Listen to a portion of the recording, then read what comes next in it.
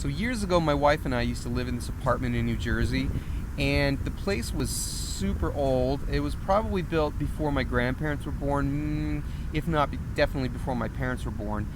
And it was pretty small. It was in this kind of crappy area, and there was not much living space available, so everybody had a teeny tiny apartment.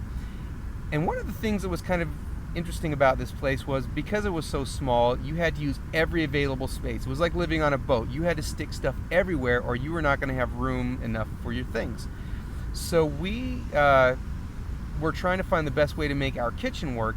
And one thing that was kind of frustrating about it was that apparently the building used to have some kind of a dumbwaiter system that was built into the wall. It took up all the space, as much space as a refrigerator or an oven. And because of the rules of the condo association, we could remodel the inside of our place, but we could not touch the actual building structure itself. So we couldn't just cut this thing out, fill in the floor, and stick a fridge there in the perfect space. We had to figure out a different place in order to stick our fridge. And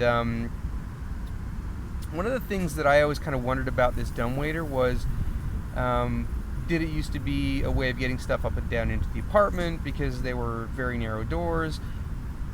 Was it a place you could drop your trash to the basement where it could be incinerated by the super? Or had any bodies ever gone down this thing? It was that kind of neighborhood. Whether it be trying to get rid of a body, whether it be just hiding a body, or whether it was somebody getting drunk out of control, messing around with the dumbwaiter and all the way to the basement. Who knew? But another thing that was kind of frustrating is we had very tall ceilings and all the space above the ceilings, which would have been great for storing things, but instead of being able to get to the storage space, it was filled with things like raccoons and squirrels getting up there, messing around and causing all this noise at night.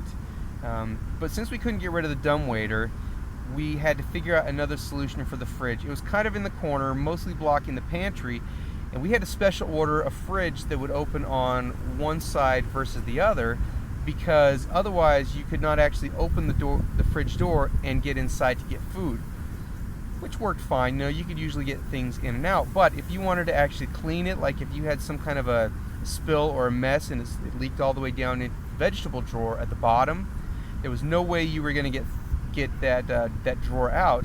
What you had to do was you had to pull the cabinet next to the fridge out all the way away from the wall, set it aside, and then spin the fridge far enough around you could actually open the door all the way, get the vegetable drawer out, and clean it.